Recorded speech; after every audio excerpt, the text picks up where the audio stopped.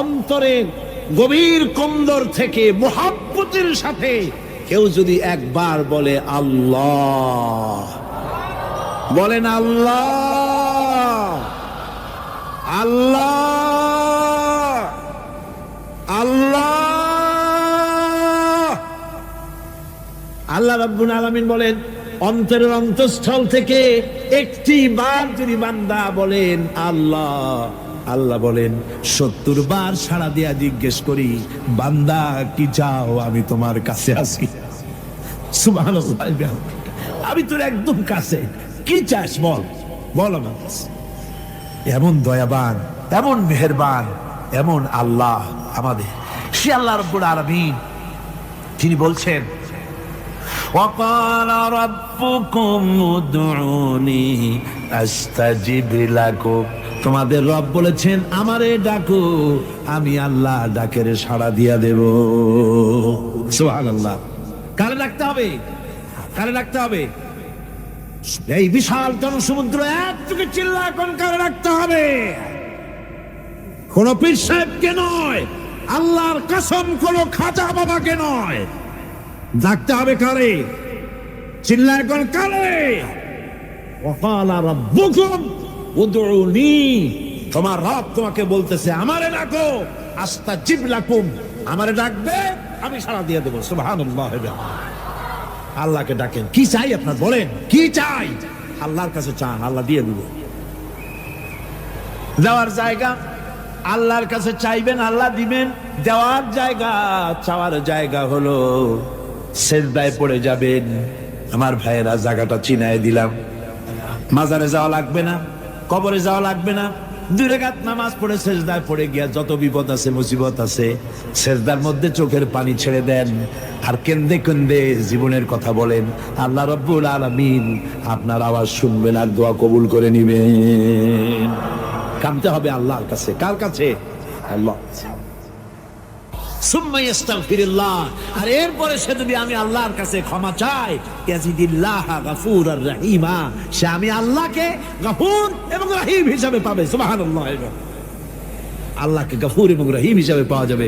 সব আল্লাহকে বলতে হবে, গুনাহ মাফ চাইতে হবে। এই জন্য হুজুর সাল্লাল্লাহু আলাইহি ওয়াসাল্লাম দৈনিক 100 বার তওবা করতেন। কোন হাদিসে আছে 70 বার, কোন হাদিসে আছে 100 বার তওবা করতেন। নামাজের পরে তো প্রত্যেক নামাজই পড়তেন হুজুর, সালাম ফিরাতেন আর সাথে সাথে বলতেন আল্লাহু আকবার, আস্তাগফিরুল্লাহ, আস্তাগফিরুল্লাহ, আস্তাগফিরুল্লাহ। মনে থাকবে আপনাদের? মনে থাকবে? সালাম ফিরাইয়া কি বলবেন? না, সালাম ফিরাবার সাথে সাথে বলবেন আল্লাহু আকবার, তারপরে পড়বেন আস্তাগফিরুল্লাহ, আস্তাগফিরুল্লাহ, আস্তাগফিরুল্লাহ। তওবা করবেন, আল্লাহর কাছে সবসময় গুনাহ মাফ চাইতে থাকবেন, বিনীত থাকবেন। আল্লাহকে পাওয়া যাবে, তাকে রহিম হিসেবে পাওয়া যাবে।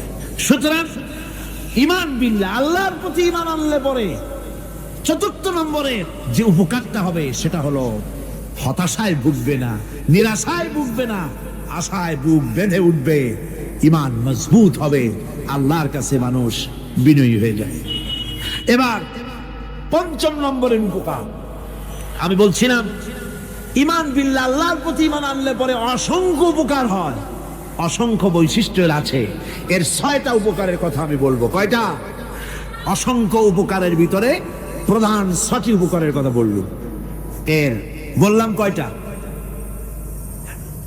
4টে বলছি। এবার বলো 5ম উপকারের কথা। আল্লাহর প্রতি আপনি পূর্ব পশ্চিমে কতবার মুখ ঘোরালেন, এটাই কিন্তু আপনার আসল সৎ কাজ নয়। আসল সৎ কাজ হলো আল্লাহর প্রতি ঈমান আনা। এই ঈমানের ব্যাপারে 3টা দিন আমরা পার করে দিলাম, এখনো কথা শেষ হয় নাই। আল্লাহর প্রতি ঈমান আনলে পরে যে উপকারটা হবে 5ম নম্বরে, সেটা হলো কঠোর এবং কঠিন বিপদের ভিতরে বান্দার ভিতরে অবিচলতা এবং ধৈর্যের সৃষ্টি হয়ে যাবে। আলহামদুলিল্লাহ। কঠিন বিপদ মুসিবত আসলে পরে সে অবিচল থাকবে। সারা দুনিয়ার বিপদ আপদ, শত্রুতা, দুঃখ, কষ্ট, মুসিবত, জুলুম, নির্যাতন সবকিছু পাহাড়ের মতো উঁচু হয়ে তাকে ঘিরে ফেলবে, কিন্তু তাকে এক চুলও নাড়াতে পারবে না। আলহামদুলিল্লাহ। সারা পৃথিবী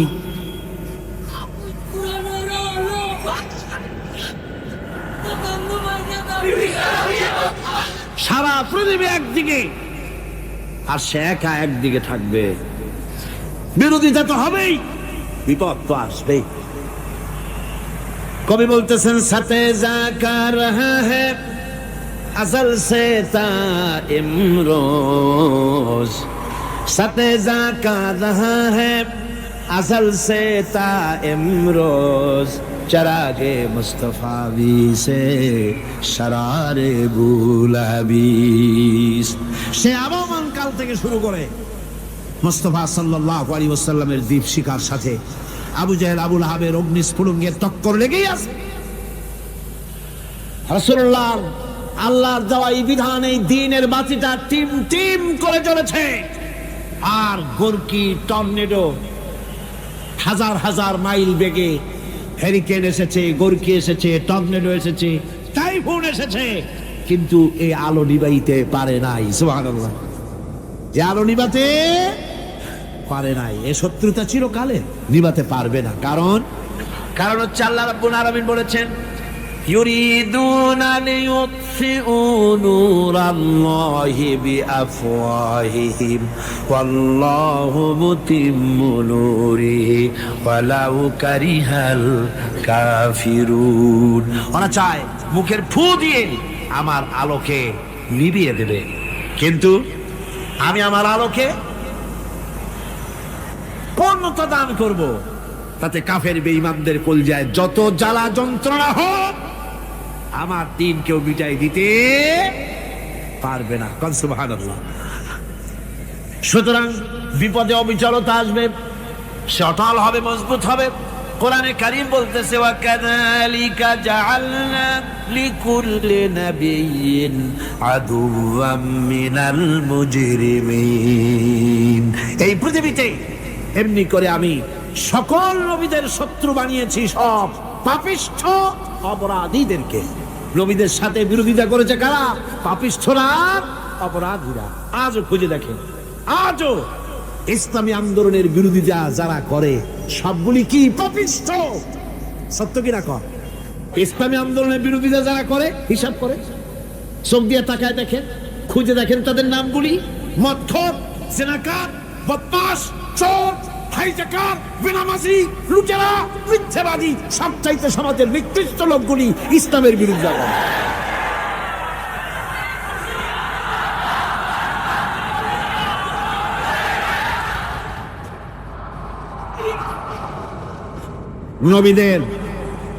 নবীদের শত্রু আল্লাহ বলেন সব যুগে নবীদের সাথে শত্রুতা করেছে পাপিষ্ঠরা। আল্লাহর কথা, কার কথা? সকল যুগে নবীদের সাথে শত্রুতা করেছে পাপিষ্ঠরা, নিকৃষ্ট ধরনের অপরাধীরা। সুতরাং নবী রাসূলদের অবস্থা যখন এই, তখন দ্বীনের দাওয়াত যারাই দেবে তাদের কিসমত এরকম হবেই। এই বাধার মোকাবেলা তাদেরও করতে হবে। এই যে বাধাটা আসে, এই যে মারে, অপরাধ কি? এই যে তারা চোর বা ডাকাত যাদের মারা হয়। আল্লাহ রাব্বুল আলামিন বলেন অপরাধ হলো ওয়ামা নাকামু মিনহুম ইল্লা আইয়ুমিনু বিল্লাহিল আজিজিল হামিদ। অপরাধ হচ্ছে ঈমানদার লোকদের উপরে নির্যাতন চালিয়েছে, অন্য কোনো কারণে নয়। কারণ একটাই, তারা আল্লাহর জমিনে আল্লাহর দ্বীন প্রতিষ্ঠা করতে চেয়েছে, আর কোনো অপরাধ না। জমিন আল্লাহর, জমিন কার? এই বিশাল জনসমুদ্র গর্জে উঠুন একযোগে, বলুন জমিন কার? আইন চলবে কাল। এখানেই সংঘর্ষ বেঁধেছে আবহমান কাল ধরে। মানুষ অত্যাচারিত হয়েছে, সাহাবায়ে কেরাম অত্যাচারিত হয়েছেন। বুখারী শরীফের হাদিসে এসেছে রাসূল করিম সাল্লাল্লাহু আলাইহি ওয়াসাল্লামের কাছে হযরতে খাব্বাব গিয়ে উপস্থিত হয়েছিলেন। হযরতে খাব্বাব বলেন, হাদিসটা এভাবে লেখা হয়েছে বুখারীতে, ওয়ান খাব্বাব বিন আরিদ রাদিয়াল্লাহু তাআলা আনহু قال شكونا إلى رسول الله صلى الله عليه وسلم وهو متوسد بردة له في ظل الكعبة। রাসূলুল্লাহর কাছে গেলাম, কাবা শরীফের কাছে গিয়ে দেখি নবীজি একটা চাদর গায়ে দিয়ে তিনি আরাম ফরমাচ্ছিলেন কাবা শরীফের ছায়ায়। সেখানে গিয়ে বললাম, আলা তাস্তানসিরু লানা আলা তাদউ লানা ইয়া রাসূলুল্লাহ, হে আল্লাহর রাসূল, আপনি কি আমাদের জন্য আল্লাহর কাছে দোয়া চাইবেন না? আপনি কি আল্লাহর কাছে আমাদের জন্য সাহায্য চাইবেন না? আমাদের লোকগুলিকে, মুসলমানগুলিকে মারতে মারতে তো শেষ করে ফেলে দিল। তারা আমাদের সুমাইয়াকে মারলো, আমাদের খাব্বাবকে উটের সাথে পায়ের দড়ি লাগায় টানলো, আমাদের খোবায়েবকে তারা আগুনের উপরে চিৎ করে শোয়ায় রাখলো, না খায় রাখতেছে, মারতেছে। কষ্টে তো শেষ হয়ে গেলাম, হুজুর আপনি কি আমাদের জন্য দোয়া করবেন না? হাদিস শরীফে এসেছে, নবীজি উঠে বসলেন সোজা হয়ে। নবীজি বলেন, ও আমার সাহাবী, ও খাব্বাব, শোনো, তোমাদের আগে এই পৃথিবীতে যারা দ্বীনের দাওয়াত দিতে এসেছিলেন তাদেরকে সমকালীন রাষ্ট্রশক্তি, সমাজ শক্তি তাদেরকে ধরতো। ফায়ুখাজুর রাজুলো, তাদেরকে তারা ধরতো। ফায়ুহফারু লাহু ফিল আরদ, আর তার জন্য জমিনের ভিতরে কবর বানাইতো। ওই কবর ফায়ুজালু ফিহা, ওই কবরের ভিতরে তাকে কোমর পর্যন্ত গেড়ে দিত। সুম্মা ইউতা বিল মানশার, এরপরে করাত আনতো। ফায়ুদাউ আলা রাসিহি, এরপরে ওই করাত তার মাথার উপরে রাখতো। ফায়ুজালু নিসফাইন, এরপরে করাত দিয়া চিরে জীবিত মানুষটারে দ্বিখণ্ডিত করে ফেলে দিত। মা ইয়াসুদ্দুহু যালিকা আন দীনিহি, ও আমার খাব্বাব, এত কষ্ট দেওয়ার পরেও সেই যুগের কোন মুসলমানকে, দ্বীনের দায়ীদেরকে আল্লাহর দ্বীন থেকে এক চুলো তারা সরাই দিতে পারে নাই, এক চুলো সরাতে পারে নাই। ওয়াল্লাহি, ও খাব্বাব, আমি আমার আল্লাহর নামে কসম করে বলছি, লা ইউতাম্মান্নাল্লাহু হাযাল আমরা হাত্তা ইয়াসিরা আর-রাকিবু মিন সানা ইলা হাযরামাউত। আমি কসম করে বলি, আল্লাহ রাব্বুল আলামিনের এই সানা থেকে হাজারামাউত পর্যন্ত লোকেরা যাতায়াত করবে, সুন্দরী রমণীরা গমন করবে, সদাগরেরা যাতায়াত করবে, টাকা নিয়া পয়সা নিয়া যাতায়াত করবে। তাদের মনের মধ্যে লুটের ভয়, টাকার ভয়, চুরির ভয়, ডাকাতির ভয়, জেনার ভয়, হত্যার ভয়, ধর্ষণের ভয়, কোনো ভয় থাকবে না। লা ইয়াখাফু ইল্লাল্লাহ, আল্লাহ ছাড়া কোনো ভয় থাকবে না। এমন একটা সমাজ, এমন একটা সময় আসবে। ওয়ালাকিন্নাকুম তাস্তাজিলুন, অথচ খুব তাড়াহুড়ো তোমরা করতেছো। তাড়াহুড়ো করো না, সময় আসবে ইনশাআল্লাহ। আমার ভাইয়েরা, আমার বন্ধুগণ, কঠিন বিপদে অবিচলতা এবং ধৈর্যের দৃষ্টান্ত রেখে গেছেন আম্বিয়া আলাইহিমুস সালাম। সুবহানাল্লাহ।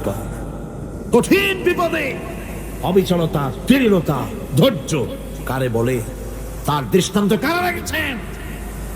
আম্বিয়া আলাইহিমুস সালাম। ওনারাই আমাদের আদর্শ, নবীরাই আদর্শ। সাহাবায়ে কেরাম রিদওয়ানুল্লাহ তাআলা আলাইহিম আজমাইন আমাদের আদর্শ। ভাইরা আমার, মুসা আলাইহিস সালামকে ফেরাউন যখন ঘিরে ফেলে দিল, কোরআনের সব কথা গল্প গুজবার ইতিহাসের জন্য লেখা হয় নাই। কোরআনের মধ্যে যা লেখা হয়েছে সব বান্দাদের উপদেশের জন্য, যাতে করে লোকেরা চিরটা কাল এর থেকে উপদেশ নিয়ে নিজেদের তৈরি করতে পারে। জোরে বলেন সুবহানাল্লাহ। মুসা আলাইহিস সালামের কথা আল্লাহ বলেন, ফেরাউন তাকে ঘিরে ফেলে দিল, পালাবার রাস্তা নাই। ফালাম্মা تراءى الجمعان قال أصحاب موسى إنا لمدركون। মুসা আলাইহিস সালামের উম্মতেরা বললেন, হে মুসা, পাকড়াও হয়ে গেছি, পালাবার রাস্তা নাই। তিন দিক থেকে আমাদেরকে ঘেরাও করেছে ফেরাউনের শক্তি। সামনে কি? দরিয়া, আর তিন দিকে কি? ঘেরাও আন্দোলন। পালাবার পথ নাই, পালাবার পথ নাই। সারাশি আক্রমণ, ঘেরাও আন্দোলন। এই যে ঘেরাও টেরাও তো আজকে নতুন নাই, ঘেরাও আসছে অনেক আগের থেকে। আসলে কথা বুঝতে পারছি। মাইক না থাকলে আমি কি করবো কন? আজকে এরকম হচ্ছে কেন? আগামীকাল ঠিক হবে ইনশাআল্লাহ, রাগ করেন না। জি, গান হচ্ছে, বসেন বসেন। শয়তান ঢুকছে মাইকের মধ্যে। অনেক সময় হয় কি, মাইকের হাই পাওয়ারের যে মেশিন আছে, এর ভিতরে ইথার থেকে রেডিওর ওই গানগুলি ওর মধ্যে ঢুকে পড়ে। কথা বুঝতে পেরেছেন? এই জন্য শয়তান তো আর বসে থাকে না, ওরও তো কিছু করার আছে। ধৈর্য ধরেন, ধৈর্য ধরেন। কালকে অপারেটরদেরকে মাওলানা শামসুদ্দিন সাহেবের কাছে অনুরোধ করব, অপারেটর একটু ভালো করে হেদায়েত করে দেবেন। মাইকে আজকে আমার নিজেরও কষ্ট হচ্ছে, আমিও বুঝতে পারছি না যে আমার কথাগুলি কি আওয়াজে বেরোচ্ছে, যার জন্য আমাকে বেশি চিল্লাইতে হচ্ছে। বক্তাকে কি লাউডে তার কথা বেরোচ্ছে তা তার কানে আসতে হয়, তাহলে বোঝা যায় যে আমার কথাগুলি কিভাবে বেরোচ্ছে। এটা এই অবস্থায় সিচুয়েশন আজকে নাই, এবং লোকেরাও মাইকের ব্যাপারে আজকে অভিযোগ করেছে যা বিগত 16 বছরে করে নাই। সেটের ব্যাপারে কোথাও কোনো অসুবিধা হয়েছে? মাইকটা ভালো, এবং মাইক যারা দেন প্রতি বছর খেদমত করে, আল্লাহ তাদের প্রতি রহম করুন, সবাই বলেন আমিন। এদেরকে রাগ করে পথে পাই আবার মারধর করেন না। সিলেটের যে তাফসির মাহফিল হয়, বিগত 19 বছর তাফসির করেছি একটানা, এবার 20 বছর পুরো হবে ইনশাআল্লাহ। সিলেটে একটানা 20 বছর তাফসির করতেছি সেখানে। তো মাইক যে একটা লোক বিনা পয়সায় মাইক দেয়, মাইকের ভাড়া সে নেয় না, তাফসিরের মাহফিলের মাইকের ভাড়া নেয় না। যে বছর এরশাদ সরকার আমাকে প্লেন থেকে নামতে দিল না, আপনাদের মনে আছে, সিলেট থেকে ফিরাই দিল। এই খবরটা মাইকম্যান যখন শুনেছে যে আমাকে নামতে দেয় নাই, ফিরাই দেওয়া হয়েছে, সাথে সাথে স্ট্রোক করেছে, হার্ট ফেল করে দুনিয়া থেকে বিদায় হয়ে গেছে। সিলেটে তাফসির হতে পারবে না এই কথাটা বরদাস্ত করতে পারে না। আমি কেঁদেছি আর দোয়া করেছি, আল্লাহ কোরআনের মহব্বতের লোকটার এই অবস্থা হলো, তোমার জান্নাত তুমি দয়া করে তাকে দান করে দিও। কাজে কোনো ব্যবসায়ী চায় না যে তার ব্যবসাটা খারাপ হোক, লোকেরা মন্দ বলুক। এ মাইকের ব্যাপারে আপনারা আজকে রাগারাগ করেন না, যা হয়েছে কালকে ভালো হবে ইনশাআল্লাহ। সবাই বলেন ইনশাআল্লাহ। এখন চলেন আমরা ফেরাউনের অবস্থা দেখি গিয়া কি করতেছে ফেরাউন। মুসা আলাইহিস সালামকে ঘেরাও করে ফেলেছে, পালাবার উপায় নাই। একদিকে দরিয়া, 3 দিকে ফেরাউনের শক্তি। এই যে ঘেরাও টেরাও মানে নতুন তো না, ধর্মঘর নতুন না, এ পুরানা জিনিস। এই পৃথিবীতে সর্বপ্রথম ধর্মঘট কিসের উপরে হয়েছে জানেন? এই পৃথিবীর প্রথম ধর্মঘট হয়েছে পেঁয়াজ, রসুন আর ডাইলের উপরে। মুসা আলাইহিস সালামের জামানায় লান নাসবিরা আলা তাআমিন ওয়াহিদ, আমরা এক রকমের খাদ্য আর খাবো না, আমাদের পেঁয়াজ দেওয়া লাগবে, ডাল দেওয়া লাগবে, রসুন দেওয়া লাগবে। সর্বপ্রথম ধর্মঘট হয় মুসা আলাইহিস সালামের জামানায়, সেখান থেকে শুরু হয়েছে। কিন্তু মশাল মিছিল যে আসলো কই থেকে, এইটা আমি খুঁজে পাই না। পরে প্রত্যেকটা জিনিসের তো ইতিহাস আছে, আমি খুঁজতে খুঁজতে পেলাম।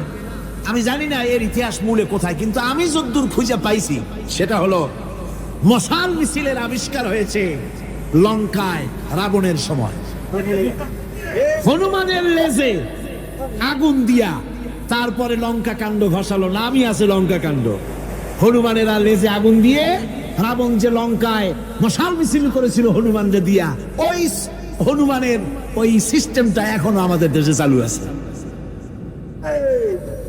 এইটা আসলে কোন ভদ্রলোকের এই মিছিল হওয়া উচিত না। আগুন নিয়ে কিসের মিছিল?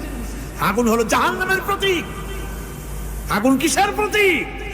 জাহান্নামের প্রতীক। যদিও আমাদের উপকারে লাগে, কাজে লাগে। সুতরাং আমরা যা করব, প্রত্যেকটা জিনিসের পেছনে সুন্নতে নববীর কোনো না কিছু থাকতে হবে। কথা বুঝতে পেরেছেন?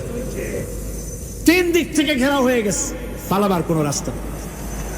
হযরতে মুসা আলাইহিস সালামের কাছে উম্মতেরা বললেন, পালাবার তো কোনো পথ নাই, এখন উপায়টা কি? আমাদের তো আর উপায় নাই। মুসা আলাইহিস সালাম দেখেন বিপদে পড়ে গেছেন, কিন্তু ধৈর্য হারান নাই, ভয় পান নাই। ভয় পাইছিলেন? ভয় পেয়েছেন? প্রশ্নই ওঠে না। মুসা আলাইহিস সালাম আল্লাহ পাক যাদেরকে বলেছেন উলুল আযম, রাসূল যাদের বলেছেন তার মধ্যে হযরত মুসা একজন উলুল আযম পয়গম্বর। সাত্বিকারী কথা না, আল্লাহ কথা বলছেন তার সাথে, কালিমুল্লাহ তিনি। সুবহানাল্লাহ। কর মুসা আলাইহিস সালাম শোনালেন, কাল্লা ইন্না মাইয়া রাব্বি সায়াহদিন। কখনো নয়, আমার উম্মতেরা ভয় পেও না, আমার রব অবশ্যই আমাকে পথ দেখাবে। সুবহানাল্লাহ। 3 দিক থেকে শত্রু, একদিকে দরিয়া, পালাবার কোন রাস্তা নাই। সেখানে দৃঢ়তার সাথে তিনি বলছেন, অবশ্যই আমার আল্লাহ আমারে পথ দেখাবে। সুবহানাল্লাহ। নবীরা এই দৃঢ়তা দেখিয়েছেন, অবিচলতা দেখাইছেন। আল্লাহ পাক মুসা আলাইহিস সালাম যখন এই দৃঢ়তা দেখালেন, এই অবিচলতা দেখালেন, সঙ্গে সঙ্গে জিবরাইল এসে হাজির হয়ে গেলেন। আল্লাহ পাক বলেন, ফাআওহাইনা ইলা মূসা আন আদরিব বিআসাকাল বাহরা ফানফালাকা ফাকানা কুল্লু ফিরকিন কাত্তাউদিল আযীম। মুসা আলাইহিস সালামকে আমি ওহী নাযিল করলাম, তাকে বললাম হাতে যে লাঠি আছে এই লাঠি দিয়ে আঘাত করো দরিয়ার উপরে। দরিয়ার উপরে আঘাত করলেন, একটা রাস্তা হয় নাই, 12টা রাস্তা তৈরি হয়ে গেল। আর দেওয়ালগুলা পাহাড়ের মতো উঁচা হয়ে গেল। দরিয়ার ভিতরে পাহাড়ের মতো উঁচা মজবুত 12টা রাস্তা। এবার মুসা আলাইহিস সালাম তার দলবল নিয়ে চললেন। আল্লাহ রাব্বুল আলামিন বলেন, ওয়া আনজাইনা মূসা ওয়া মান মাআহু আজমাইন। মুসা এবং তার সাথী সঙ্গীদেরকে আমি পার করে দিলাম। মুসা আলাইহিস সালাম এবং তার সাথী সঙ্গী নিয়ে যখন দরিয়ার মাঝখানে আসছে, ফেরাউন তার দলবল নিয়ে এসে গেছে। আসে দেখে নদীর মধ্যে রাস্তা। বাবা, খুব তো কায়দা। ও মনে করছে ওর বাজানের তৈরি করা ডিস্ট্রিক্ট বোর্ডের রাস্তা। ওর লোকজন নিয়ে নেমে গেছে দরিয়ার ভিতরে। ও আসছে মাঝখানে, মুসা আলাইহিস সালাম চলে গেছেন ওপার, দরিয়া পার। মাঝখানে যখন এসে গেল, আল্লাহ রাব্বুল আলামিন পানিকে অর্ডার করলেন কুন। আল্লাহর তো বটন টেপা লাগে না, মুখ দিয়া কোনো হুকুম করা লাগে না, শুধু বলেন কুন। যে ব্যাপারে কুন বলেন ফায়াকুন, সাথে সাথে হয়ে যায়। আল্লাহ বললেন কুন, আর অমনি রাস্তা বন্ধ হয়ে গেল। এবার তুফান শুরু হয়েছে নদীতে, ঢেউয়ের উপরে ঢেউ, মৌজুন কাল জিবাল, পাহাড়ের মতো উঁচু হয়ে হয়ে ঢেউ আসতেছে। দলবল ঘোড়া আর অস্ত্রপাতি যা ছিল সব মরিয়া শেষ। এবার ফেরাউন একা উপরে ওঠে আর নিচে নামে, পানি খেতে খেতে পেটের কাম সারা। জনমের খাওয়া খাইছে পানি, এখন জান যা, বাঁচবার আর উপায় না, বাঁচবার আর উপায় নাই। ফেরাউন তার নিজের জীবন সম্পর্কে হতাশ হয়ে গেল। এবার ফেরাউন বলতেছে, আমানতু আন্নাহু লা ইলাহা ইল্লাল্লাযী আমানাত বিহি বানু ইসরাঈল। আমি ঈমান আনলাম, আমি ঈমান আনলাম আল্লাহ ছাড়া কোনো ইলাহা নাই। ওই আল্লাহর উপর ঈমান আনলাম যে আল্লাহর উপরে ঈমান এনেছে বনি ইসরাঈলেরা। আল্লাহ যাতে ঠিক পাইছে কোন আল্লাহর উপর ঈমান আনছে। বনি ইসরাঈল আল্লাহর উপর ঈমান আনলাম। আল্লাহ এই তো মুসলমান হয়ে গেছে, এরপরও আমার সুবাও কেন? আল্লাহ রাব্বুল আলামিন জবাবে বলেন, আল আন, এখন ওয়াকাদ আসাইতা ক্বাবলু ওয়া কুনতা মিনাল মুফসিদিন। এখন ঈমান আনার কথা বলছো, অথচ যুগের পর যুগ, বছরের পর বছর ধরে আমার মানুষের উপরে মন গড়া আইন চালায়েছ, আমার পয়গম্বরের সাথে বেয়াদবি করেছ। আজ তোমাকে আমি ছাড়ছি না, তোমাকে আজকে ছেড়ে দেব না, আমি তোমাকে মারব। আর সমস্ত প্রাণীগুলিকে, স্থলচর প্রাণীগুলিকে আল্লাহ পাক অর্ডার দিয়া দিলেন, এই ফেরাউনের লাশকে ডুবাবি না, পচাবি না, খাবি না। আর ইয়াউমা নুনাজ্জিকা বিবাদানিক, আমি তোমার শরীরে বাঁচায় দেব। পোকে খাবে না, পানিতে পচবে না, মাছে খাবে না, কুমিরে খাবে না, দুনিয়ার কোনো পশুতে খাবে না। আমি তোরে শুটকি বানাইয়া রাখবো, যাতে করে দুনিয়ার সমস্ত ফেরাউন যত যুগে যুগে আসে তোরে দেখে যেন হেদায়েত নিতে পারে। ফেরাউনকে আল্লাহ শুটকি বানায় রাখছে। আমি ফেরাউনদের লাশ দেখেছি ব্রিটিশ মিউজিয়ামে। ফেরাউন তো একটা না, অনেকগুলা। আসলটারে অবশ্য দেখিনি। ব্রিটিশ মিউজিয়ামে ওই ফেরাউনগুলার লাশ যখন অসুবিধা হয়, মমিগুলি, তখন ইংল্যান্ডে নিয়ে যায় চিকিৎসা করাবার জন্য। চোখ টোক আছে গর্তের ভিতরে, তারপরে চামড়া টামড়া হাড়ের সাথে মিশানো, ওইভাবে চেহারা দেখলে মনে হয় যে সত্যি ফেরাউনিগুলো। আর ব্রিটিশের কাম মিশর থেকে নামছে এমন কোন জিনিস নাই। আমি সেখানে এক বক্তৃতায় বলছিলাম, আপনারা এদের কোন সভ্য, এদের কোন ভদ্র, এরা হলো ইন্টারন্যাশনাল সোর্স। ওরা সারা দুনিয়া চুরি করেছে। লন্ডনে বক্তৃতা করেছি, সারাটা দুনিয়া চুরি করছে, আমাদের দেশকে শোষণ করেছে। এই বিশাল ভূভাগকে শোষণ করে ইংল্যান্ডের দ্বীপটাকে তারা সাজাইছে। তারা ময়ূর সিংহাসনের, শাহজাহানের ময়ূর সিংহাসনের ময়ূরের বাম চোখে কোহিনূর মণি লাগাইছিলেন। শাহজাহান ময়ূরের ডান চোখে কোহিনূর মণি লাগায় নাই। কোহিনূর মণির অনেক দাম, আমি দেখে এসেছি মণি। এখন সেটা কুইন এলিজাবেথের মুকুটে শোভা পাচ্ছে।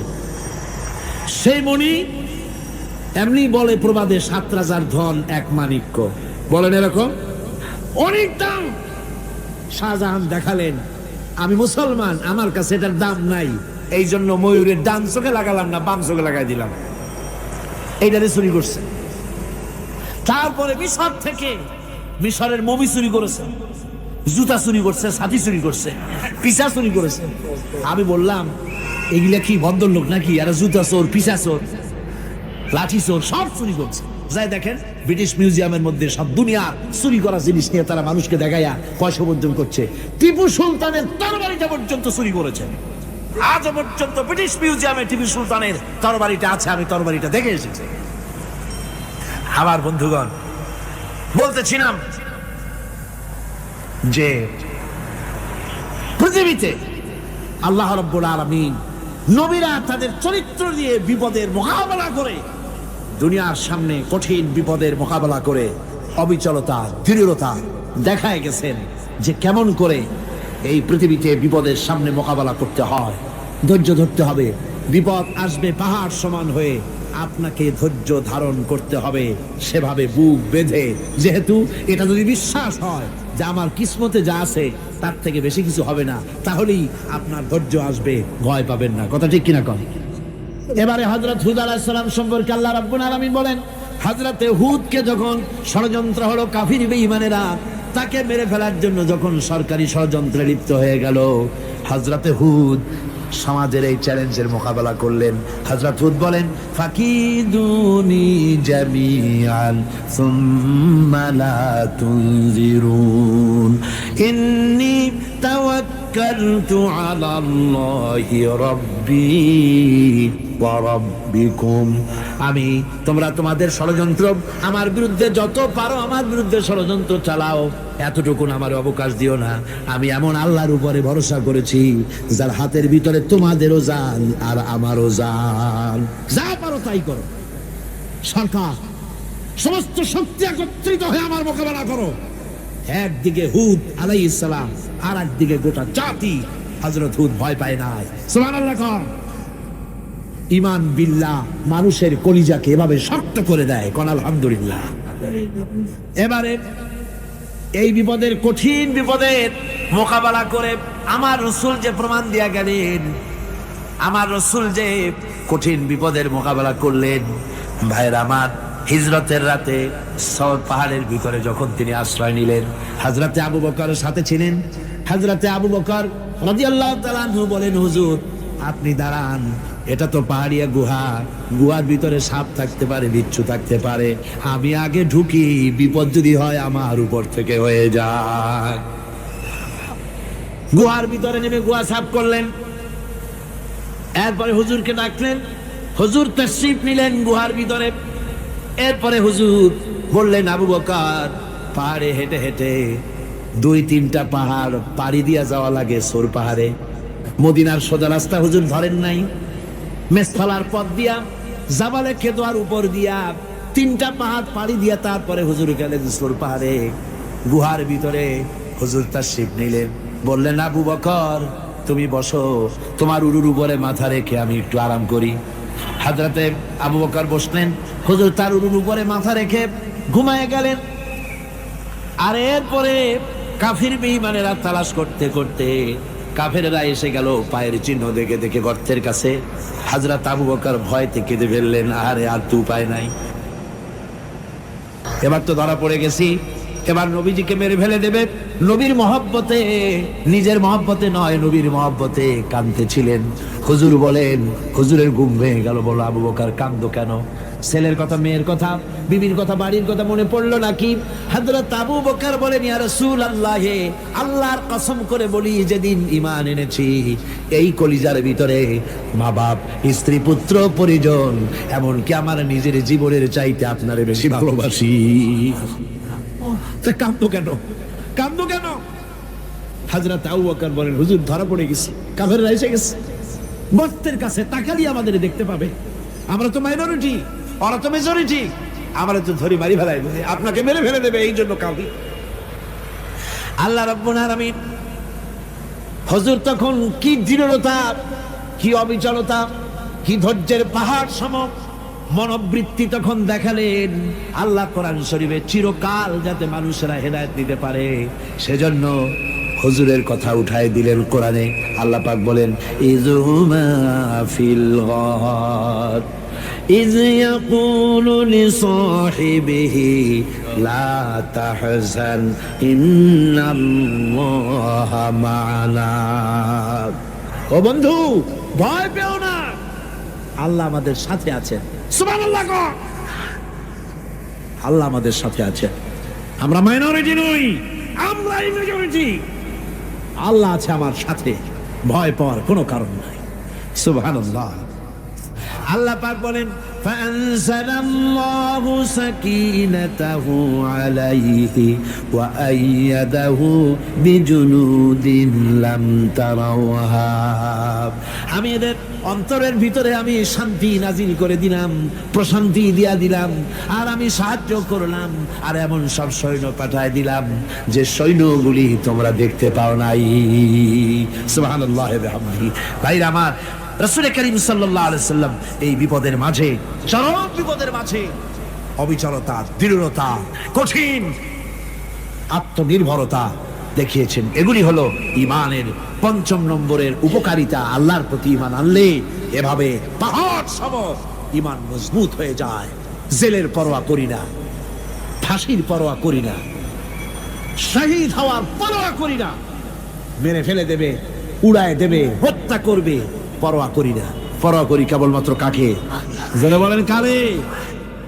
এইরকম মুসলমান হাজার হাজার লাখ লাখ দরকার নাই, ৩১৩ জন যথেষ্ট। কয়জন যথেষ্ট? ৩১৩ জন যথেষ্ট।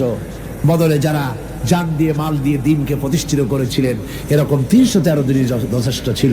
এই দৃঢ়তা, এই অবিচলতা, এই ঈমান, এই ধৈর্য শিক্ষা দেয়, এই উপকার করে ঈমান বিল্লাহ। আল্লাহর প্রতি ঈমান আনলে এভাবে পাহাড়ের মতো শক্ত হয়ে যায় কলিজা। কোন আলহামদুলিল্লাহ। আমার বন্ধুগণ, এবার আমি বলবো সর্বশেষ উপকারের কথাটা বলি, মোনাজাত ছেড়ে দেব। কয়টার কথা বলছিলাম? উপকার ৬টা। ৬টা উপকারের কথা বলেছি। অনেকগুলি বৈশিষ্ট্য, অনেকগুলি উপকারের মধ্যে আল্লাহর প্রতি ঈমানের ৬টা উপকারের কথা ৫টা বলা হয়ে গেছে। এবার ৬ষ্ঠ নম্বর এবং শেষ নম্বর, এটা হচ্ছে আল্লাহর প্রতি ঈমান আনলে পরে তার দ্বারা সবচাইতে বেশি ফায়দা পায় সমাজ এবং রাষ্ট্র। কল আলহামদুলিল্লাহ, কল আলহামদুলিল্লাহ। আল্লাহর প্রতি ঈমানের দ্বারা নৈতিক সংশোধন হয় এবং রাষ্ট্র আর সমাজ সবচাইতে বেশি উপকৃত হয়। কারণ হলো ঈমানদার ব্যক্তি আল্লাহর প্রতি যে ঈমান এনেছে, তার মনের মধ্যে ধারণা এটা হয়, আমার কোনো কাজ তো গোপন থাকে না।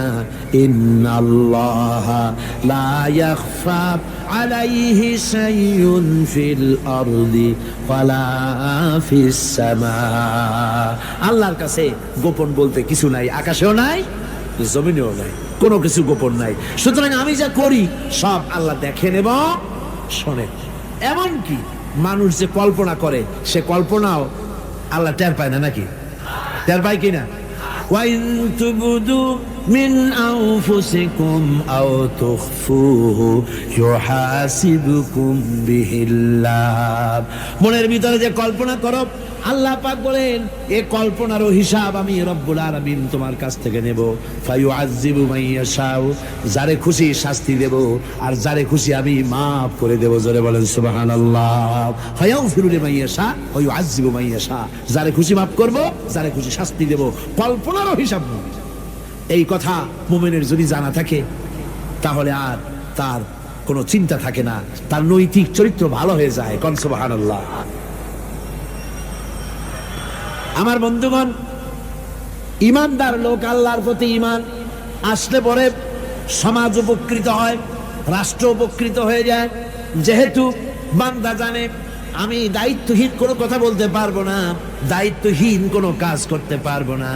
আল্লাহ পাক বলেছেন, মা ইয়ালফিযু মিন কাউলিন ইল্লা লাদাইহি রাকীবুন আতীদ। বান্দা এমন কোনো কথা বলে না যে কথা আমার ফেরেশতারা রেকর্ড করে না রাখে। কাজী মুমিন ব্যক্তি আল্লাহর ভয়তে দায়িত্বহীন কথা বলবে না। নির্বাচন আসতে পরে রাস্তা সোনা দিয়ে বান্দায় দেব, এই করব সেই করব, না খাইয়া কেউ মরবেন না।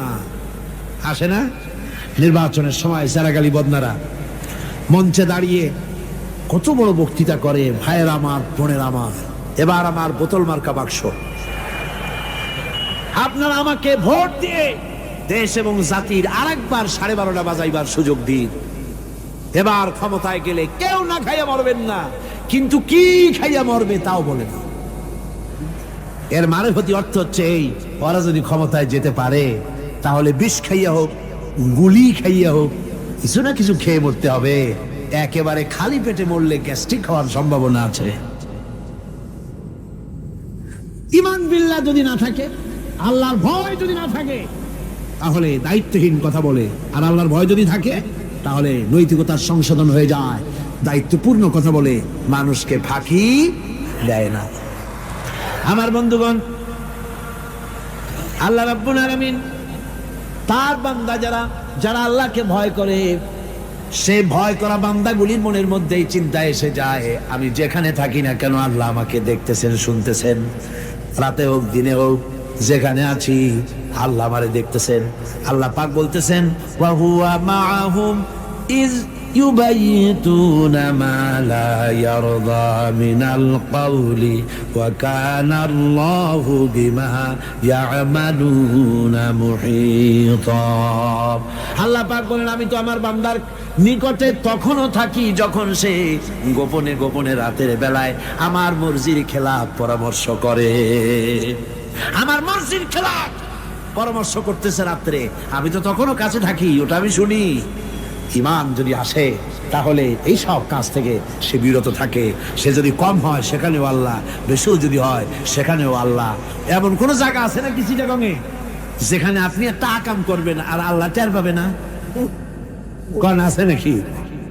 আচ্ছা, চট্টগ্রামে না থাকুক, বাংলাদেশের কোন জায়গা আছে নাকি? পার্বত্য চট্টগ্রামে যত পাহাড় আছে, উঁচু নিচে জায়গা আছে, ওই জায়গায় বোধহয় আছে নাকি? সারা পৃথিবীতে আছে কোথাও? আল্লাহকে ফাঁকি দেওয়ার জায়গা কোথাও? সব স্পষ্ট। আল্লাহ কি ঘুমায় নাকি? ঘুমায়? তার কাছে দিনও যায়, রাতও তাই। সমানে তিনি দেখতে পান, শুনতে পান, সবকিছু দেখতে পান, সবকিছু শুনতে পান। তাকে ফাঁকি দেওয়ার কোনো উপায় নেই।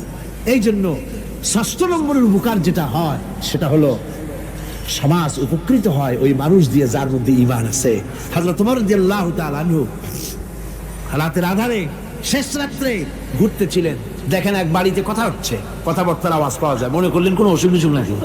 ঘরে গিয়ে কান পাচ্ছেন দেওয়ালের সাথে, শুনতে পাচ্ছেন ভিতরে বুড়ি মা তার মেয়েকে বলছে, মেয়ে উঠের দুধ দোয়াই নিয়ে আসছি, এর মধ্যে পানি মিশা, তারপর সকালে বাজারে নিয়ে যা। মেয়ে বলছে, মা এই কামটা আমি পারবো না। কেন পারবি না? হযরত ওমর ফরমান জারি করেছেন, দুধে পানি মিশাতে নিষেধ করেছেন, কাজে এই কাজটা আমি পারবো না। আরে বেটি, আমিরুল মুমিনিন দেখ এখন কোথায় যায়, ঘুমায় আছে, সে কি দেখতেছে নাকি যে পানি মিশাই নাকি মিশাই? মেয়ে বলতেছে, মা আমিরুল মুমিনিনকে ফাঁকি দেওয়া যেতে পারে, তার পুলিশ বাহিনীকে ফাঁকি দেওয়া যেতে পারে, কিন্তু আল্লাহ রাব্বুল আলামিনের চোখকে ফাঁকি দেওয়া যাবে না। হযরত ওমর এই কথা শুনে বাড়ি চলে গেলেন, আর নিজের ছেলেকে ডেকে বললেন, ছেলে আমার, অমুক জায়গায় একটা বাড়ি আছে, সেখানে একটা যুবতী মেয়ে আছে, ওই মেয়েটার বিয়ে হয়েছে কিনা শোনো, যদি বিবাহ না হয়ে থাকে তুমি তোমার নিজের বিয়ের প্রস্তাব দাও।